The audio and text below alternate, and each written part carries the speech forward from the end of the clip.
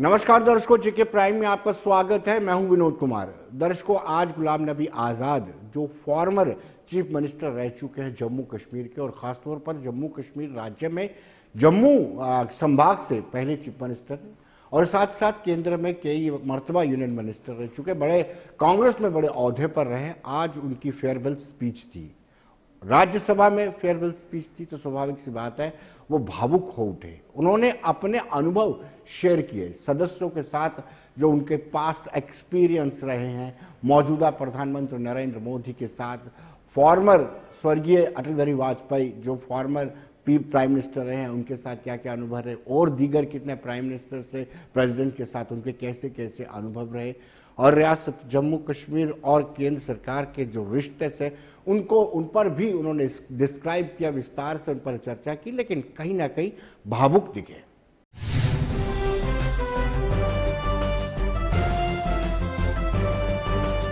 दर्जन के अंदर, जिसमें मैं भी था और मेरे दोस्त थे जो 15 अगस्त में स्टाफ के और प्रिंसिपल के साथ रहते थे, और उसके बाद हम एक हफ्ता कॉलेज नहीं जाते थे क्योंकि पिटाई होती। तो उस वक्त से निकलकर हम इस सोच के आए हैं जिस सोच में आज हम सब हैं, और मुझे खुशी है इस बात की कि इस सोच को बहुत सारे लोगों ने, और मैं बधाई देता हूं दूसरी पार्टीज को भी, वहां नेशनल कॉन्फ्रेंस हो, पीडीपी हो, बीजेपी तो शुरू से ही कौमी धारा की पॉलिटिक्स में थी, वो भी आहिस्ता आहिस्ता बड़े पैमाने पे आए और कश्मीर आगे बढ़ा। मेरी हमेशा ये सोच रही कि हम बड़े खुशकिस्मत हैं, जन्नत हिंदुस्तान ही। मैं तो आजादी के बाद पैदा हुआ, लेकिन आज गूगल के जरिए मैं पढ़ता हूं, देखता हूं, सुनता हूं, यूट्यूब के जरिए पढ़ता हूं। मैं उन खुशकिस्मत लोगों में हूं जो पाकिस्तान कभी नहीं गया, लेकिन जब मैं पढ़ता हूं कि वहां किस तरह के हालात हैं पाकिस्तान के अंदर, तो मुझे गौरव महसूस होता है, मुझे फख्र महसूस होता है कि हम हिंदुस्तानी मुसलमान हैं।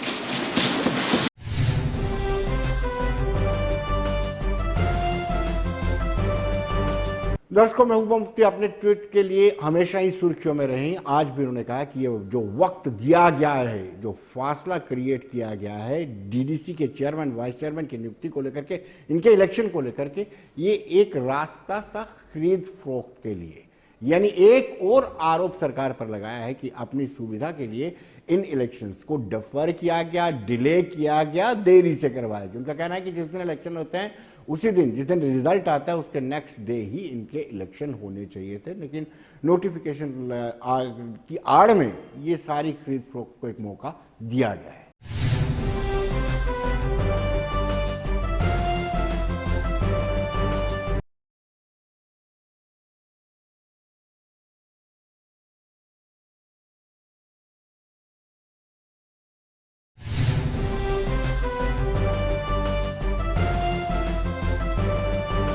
तो दर्शकों, आप फोन लाइन पर हमारे साथ सीधे जुड़ चुके हैं हमारे सीनियर सहयोगी सैयद तजम्मुल।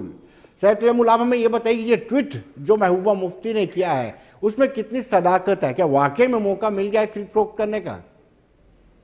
देखिए, जब महबूबा मुफ्ती ने आज अपना ट्वीट किया, क्योंकि शुक्र के बाद बारामूला में कुछ तो है जी, पर मुझे लगता है कि इलेक्शन कमीशन को थोड़ा सा वर्कआउट करने की और जरूरत है।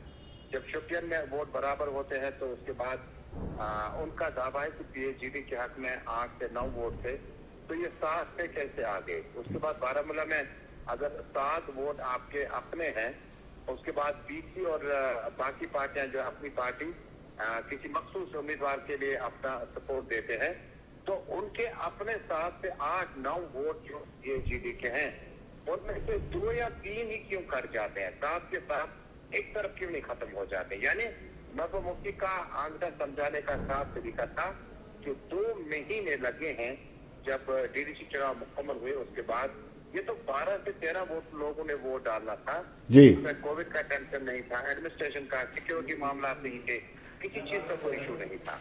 लेकिन उसके बाद जब महबूबा मुफ्ती ने ट्वीट किया तो अटल बिहारी वाजपेयी अनजानी वज़ीर आज़म का उन्होंने हवाला दिया, इंसानियत, जमहूरियत, कश्मीरियत का हवाला दिया और कहा कि आज भारत में किस तरह से जमहूरियत को गलत तरीके से पेश किया जा रहा है, कहीं ऐसा न हो जमहूरियत से आम लोगों का एतमाद उड़ जाए।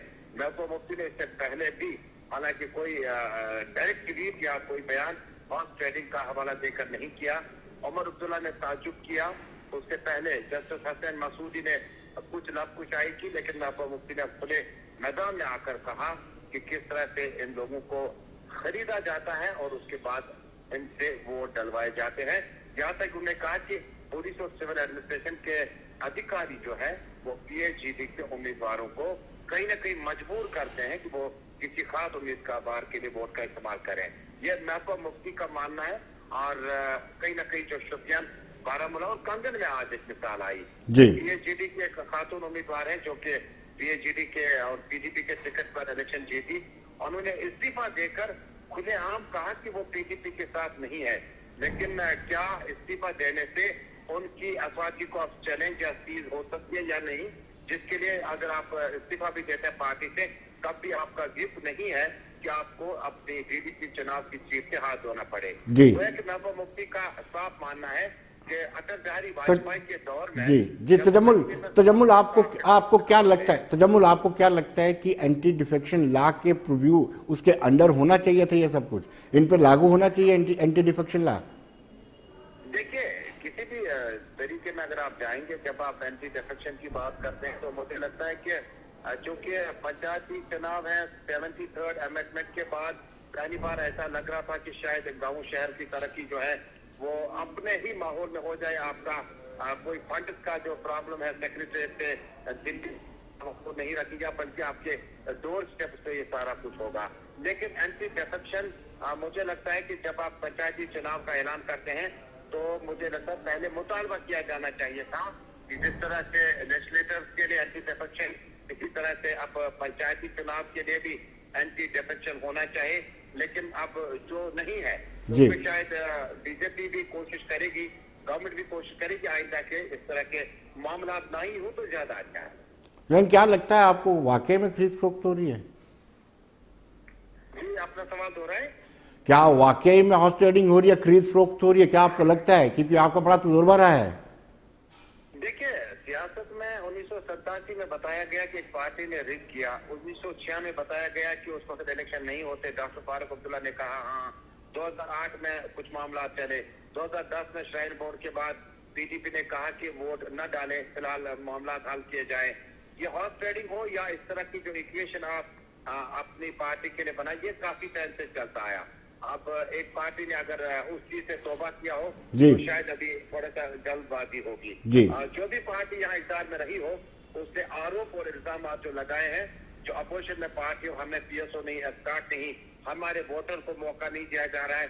लेकिन जो ये मामला चल रहा है 12 से 13 वोटों में सीक्रेट बैलेट से, आपको खुद ही पता चलेगा कि वाकई आपके चुनाव निशान से जो वोटर जीत के आए हैं, जो आपके लीडर जीत के आए हैं, अगर वो रुख बदलते हैं तो ये कॉमन सेंस है कि आपको या तो उसे संभालना नहीं आया, या तो आपने गलत उम्मीदवार का इस्तेमाल किया चुनाव के लिए, या तो आपने उसको एतबार नहीं है, या तो कुछ है जिस पर पर्दादारी हो रही है। बहुत बहुत शुक्रिया तजम्मुल।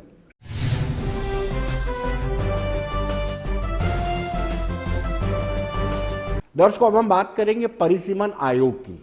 परिसीमन आयोग का समय जो टेन्योर है, 1 साल का टेन्योर है, 5 मार्च को संपन्न होने वाला है। लेकिन उससे पहले नेक्स्ट वीक में एक मीटिंग बुलाई गई है। नेक्स्ट वीक में इस मीटिंग में जो 5 सांसद हैं वो इस मीटिंग में मौजूद रहेंगे और गुफ्तगू की जाएगी। ये पहली मीटिंग होगी, साल में एक मरतबा मीटिंग होगी। एक्सरसाइज जरूर की जा रही है परिसीमन आयोग की, लेकिन मीटिंग पहली होगी। लेकिन हमने अपनी पार्टी के नेता से बातचीत की और उनका दिलावर मीर का कहीं ना कहीं ये कहना था कि एक जल्द से जल्द इलेक्शन होने चाहिए और प्रयास यही किया जाना चाहिए कि इलेक्शन हो, पॉपुलर गवर्नमेंट बने, वो जो अपने मुतालबात हैं, जो पब्लिक की अपनी ग्रीवेंसेस है वो सरकार तक नहीं पहुंच पा रही है, और पॉपुलर गवर्नमेंट होती है तो कहीं ना कहीं अपनी समस्याओं को रख सकते हैं। हालांकि उन्होंने कहा कि अभी जो रिकमेंडेशन आएंगी कमीशन की वो पब्लिक डोमेन में डाली जाएंगी, फिर ऑब्जेक्शन लिए जाएंगे, उसमें समय लगेगा, लेकिन उनको भरोसा है कि केंद्र सरकार जल्द से जल्द चुनाव करवाएगी।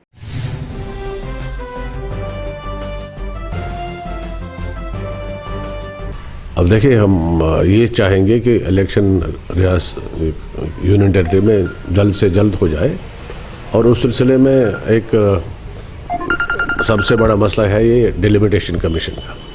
तो डिलिमिटेशन कमीशन को अपने वो प्रेस्क्राइब टाइम पे उनको अपना रिपोर्ट पेश करना था, लेकिन अभी भी उन्होंने वो रिपोर्ट जो है पेश नहीं किया है। लेकिन मैं समझता हूँ कि जो 5 मार्च को उन्होंने शायद एक जो मीटिंग रखी है 5 मार्च तक खींचना चाहते हैं, 17 फरवरी को मीटिंग रखी है, तो उसमें मैं समझता हूँ इसको और तवालत में डालना चाहते हैं। हमारी पार्टी की डिमांड ये है, मांग ये है कि इलेक्शंस इस यूनियन टेरिटरी में बहुत जल्द होने चाहिए, ताकि लोगों के जो चुने हुए नुमाइंदे हैं वो लोगों के मसाइल की तरफ तवज्जो दे, लोगों के मसाइल हल करें, वो हमारी डिमांड है।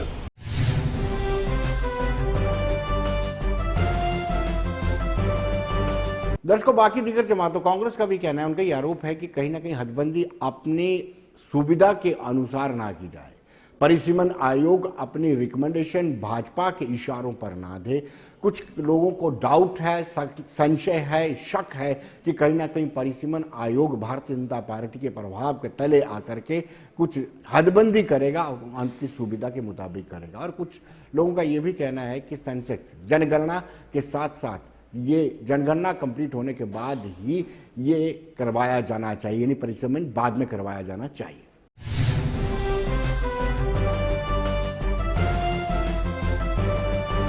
देखिए, 1 साल होने को आ रहा है और 1 साल की समय सीमा डिलिमिटेशन हदबंदी आयोग के लिए दी गई थी, लेकिन 1 साल में पहली मीटिंग आखिरी हफ्ते जो उसकी समय सीमा उसमें होने को हमने मीडिया के माध्यम से जाना है कि उसकी मीटिंग करना चाहते हैं। इसका मतलब ये है कि वो एक्सटेंशन मांगेंगे, और अभी कोई ब्लूप्रिंट नहीं, डिलिमिटेशन को गांव-गांव जाना चाहिए, सिटी जाना, टाउन जाना चाहिए, खासकर हर तहसील हेडक्वार्टर पे जाना चाहिए।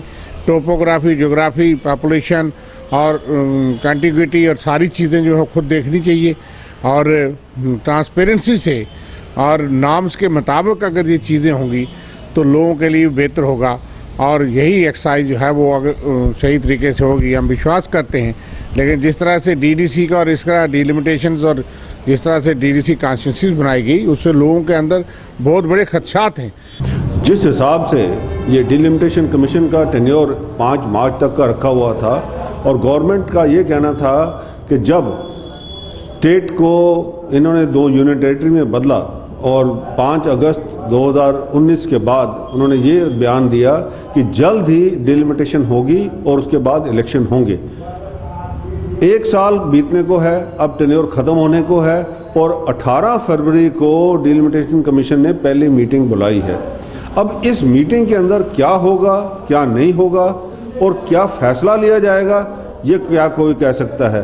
क्या डिलिमिटेशन का जो उन्होंने करना है, क्या गवर्नमेंट ने पहले ही सोच के रखा हुआ है कि क्या करना है, उन्होंने किस हिसाब से करना है, तो इसीलिए अब सिर्फ एक खाना पूर्ति करनी है, या इस डिलिमिटेशन कमीशन का जो टेन्योर है उसको बढ़ाना है, कि बढ़ा के और उसके बाद में करेंगे वो कि सही जो डिलिमिटेशन है वो तब होगा। एक दूसरी बात ये है कि सेंसस के जो कार्रवाई है वो सेंसस भी साथ साथ में गवर्नमेंट ऑफ इंडिया का चलना शुरू हो गया है, तो हम सब यही चाहेंगे कि जो नए सेंसस होने के बाद उसके बाद ही सही डिलिमिटेशन हो।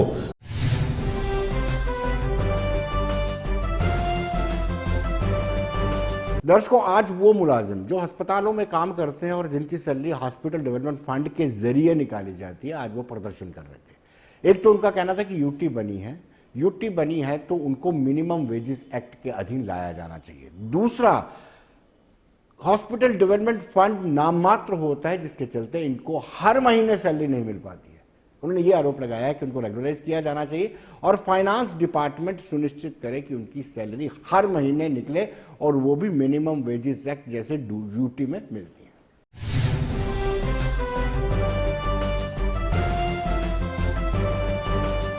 मास्क लगाएं।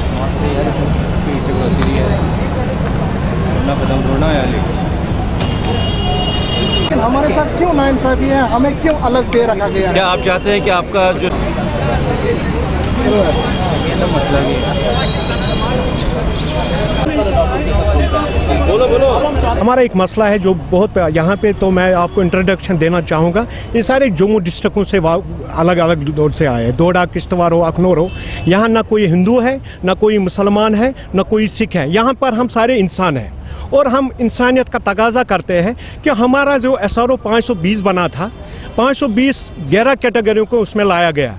बदकिस्मती की वजह से हॉस्पिटल डेवलपमेंट फंड को भी उसमें इंक्लूड किया गया, लेकिन 10 कैटेगरियों को अगर फाइनेंस से तनख्वाह आती है, हॉस्पिटल डेवलपमेंट फंड को भी फाइनेंस से तनख्वाह आनी चाहिए। और मिनिमम वेजेस एक्ट और रेगुलाइजेशन की पॉलिसी वो हम पे इम्प्लीमेंट होनी चाहिए। बस हम इसीलिए यहाँ पे आए हैं कि ताकि गवर्नमेंट सुने, सेंट्रल गवर्नमेंट का हम वेलकम करते हैं जो उन्होंने डिसीजन लिया था, उस डिसीजन को अब यूटी गवर्नमेंट को इम्प्लीमेंट करना है। हम यूटी गवर्नमेंट को कहना चाहते हैं कि एलजी साहब को, यहाँ के एलजी साहब को एक रिक्वेस्ट करना चाहते हैं कि हम इसमें टेक्निकल नॉन टेक्निकल 20 सालों से काम कर रहे हैं। और आप देखें कोविड हॉस्पिटलों में हम फ्रंट लाइन वेरियर्स है, परमानेंट मुलाजमों के साथ शाना बशाना काम करते हैं। और वहाँ पे अगर आप SRO 520 लाएंगे, आप देखिए उन 11 हॉस्पिटलों में अभी तनख्वाह रिलीज नहीं हो गई है। सर जी, ये हॉस्पिटल डेवलपमेंट फंड जो है, ये हॉस्पिटल डेवलपमेंट फंड के लिए होता था।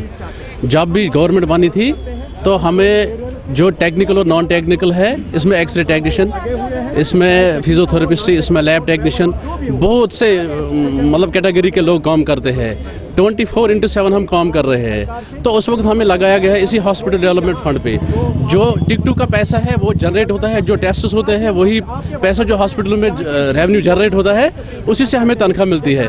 फिर गवर्नमेंट ने एक पॉलिसी बना दी हमारे लिए, जितनी भी कैटेगरी है उनके लिए SRO 520 बन गया। SRO 520 बन के हमारा जो पे है वो उसमें लिखा है एक लाइन पे कि उनका जो आगे वाला तनख्वाह है वो भी हॉस्पिटल डेवलपमेंट फंड से ही जनरेट हो जाए। अब हम गवर्नमेंट से गुजारिश करना चाहते हैं कि जो हमारा पे है वो भी फाइनेंस से आना चाहिए, जैसे बाकी कैटेगरी का जो रेगुलराइजेशन और मिनिमम वेज से एक्ट का प्रोसेस चल रहा है, तो हमारा जो तनख्वाह है वो फाइनेंस से आना चाहिए।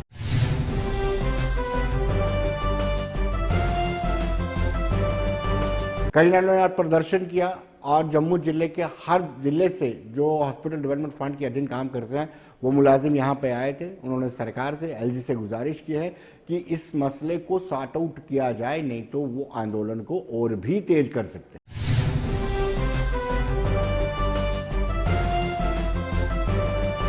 हैं। हमारी यही डिमांड है गवर्नमेंट से, एलजी साहब से, कि जो हमारा मसला है पिछले 20 सालों से वो अभी हल नहीं हुआ है।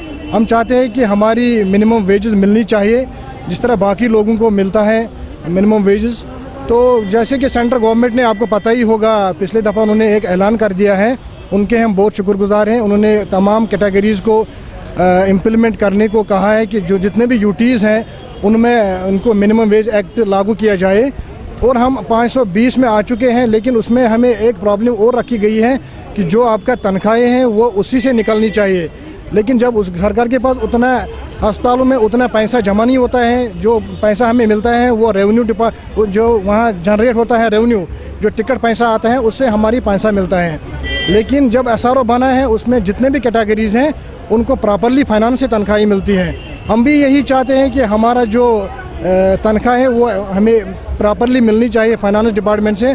हम एलजी साहब से भी गुजारिश करते हैं, फाइनेंशियल कमिश्नर साहब से भी और कमिश्नर हेल्थ से भी गुजारिश करते हैं ताकि जो हमारी बात सुने आपकी माध्यम से, ये कि हमारा जो यहाँ पे एक प्रेस कॉन्फ्रेंस रिलीज़ हुई है, जितने भी यहाँ लोग हैं, जम्मू के लोग हैं, कश्तवाड़ के, डोडा के, श्रीनगर के, अनंतनाग के, जितने भी लोग यहाँ हुए हैं उसी मसले से आए हैं कि हॉस्पिटल डेवलपमेंट फंड पे काम कर रहे हैं, टेक्निकल ग्रेड से हैं, नॉन टेक्निकल हैं, स्वीपर्स हैं, ड्राइवर्स हैं, लेकिन हम शान बशाना काम करते हैं परमानेंट मुलाजिम के साथ 24/7 अकॉर्डिंग टू रोस्टर। जब भी कोविड हुआ है, कोविड से हमें प्रॉब्लम आ गई है, हम लोग खुद मुतासिर हुए हैं उसमें, लेकिन हमने काम करना छोड़ नहीं दिया, हमने पूरा काम किया है। लेकिन हमारी गुजारिश यही है कि हमारी जो रेगुलेशन पॉलिसी है वो फ्रेम होनी चाहिए, सफ़े अव्वल पे हमें होनी चाहिए और हमारी इम्प्लीमेंट मिनिमम वेज एक्ट होना चाहिए।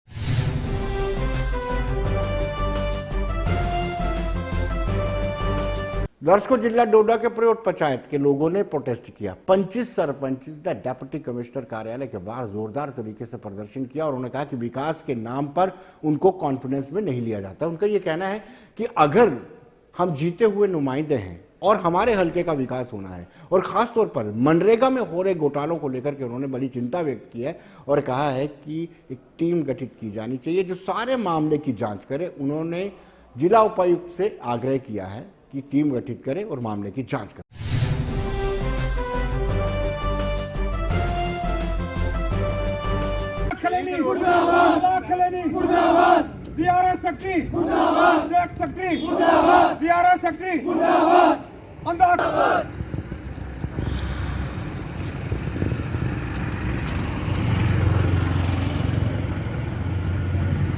ठेकेदारी सिस्टम बंद करो। बस जिंदाबाद।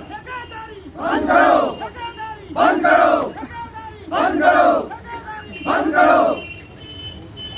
सर, चूँकि मैं एक्स सरपंच रहा हूँ तो मुझे तकरीबन ये पता है, यहाँ लोग भी हैं, पंच भी है मेरे साथ।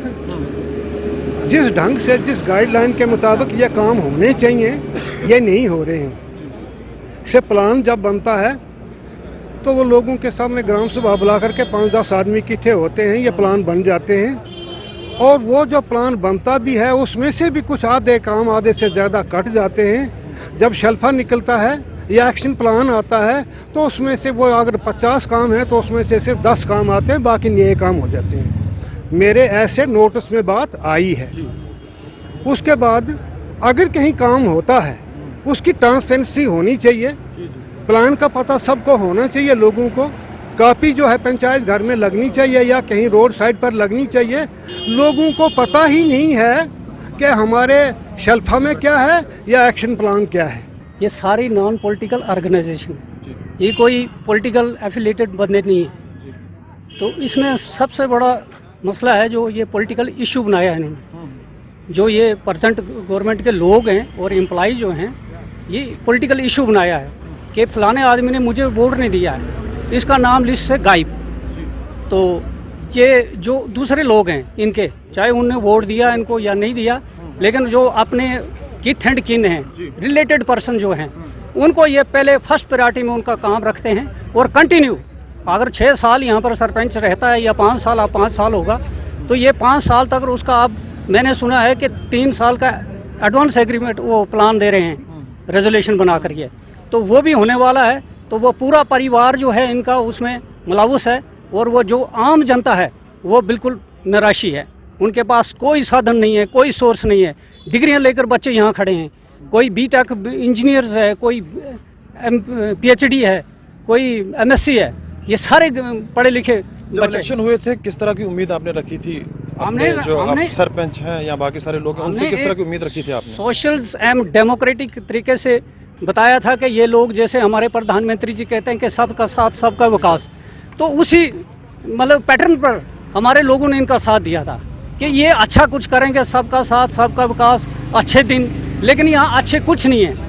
ये एक पॉलिटिकल इशू इन्होंने बनाया कि फलाने आदमी ने, फलाने लड़के ने, फलाने फैमिली। सरपंच जो इस टाइम है, हाँ, उनका क्या कहना है? उनसे कभी आपने बात की इस बारे में? पॉलिटिकल जो वो सरपंच है वो पॉलिटिकल एफिलेटेड है, वो इनकी गलती से हुआ है। अभी तो ये रो रहे हैं, ये तो इनकी गलती से। कुछ लोग जो हैं उन्होंने उसको वोट देकर आगे लाया, लोग वो सोशल आदमी नहीं है।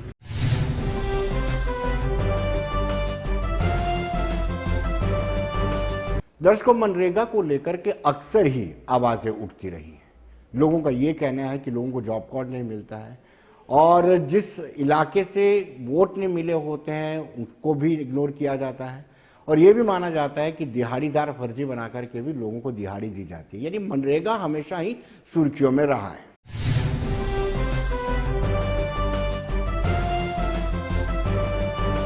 हम सर इसलिए आए हैं कि गवर्नमेंट इतना खर्चा करके एक पंच को खड़ा करती है, तो उसको कोई पता नहीं है पंच को कि क्या काम हो रहे हैं यहाँ। पंच को कोई पता नहीं देते हैं। सरपंच बोलता है मैं अपना करूँगा, कोई जीआरएस या सेक्रेटरी जो भी हैं, सरपंच को, पंच को तो बिल्कुल ही इनको दरकिनार कर दिया है।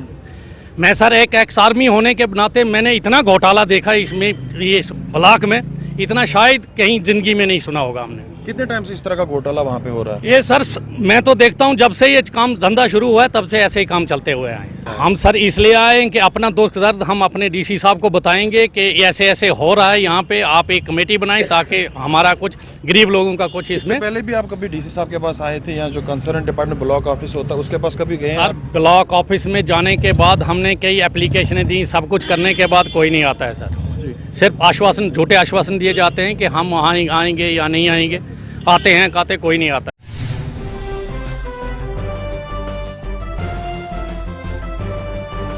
तो दर्शकों, बने रहिए देश दुनिया की खबरों के लिए और मुझे दीजिए इजाजत। नमस्कार।